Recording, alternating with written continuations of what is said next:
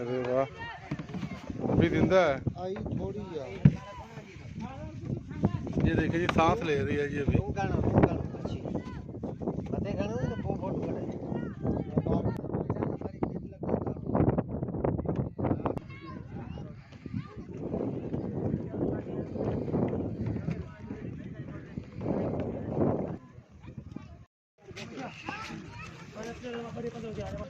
Cricket हो रही है जी, जबरदस्त।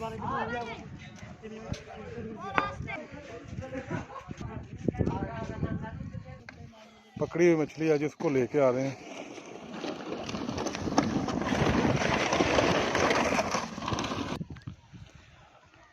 आपने जो पहली वीडियोस देखी हैं वो यहाँ पे खुश्की थी, अब देखें पानी नज़दीक आ रहा है। वो कह रहे हैं जी शाम तक पानी यहाँ तक आ जाएगा, यहाँ तक पानी शाम तक पहुँच जाएगा।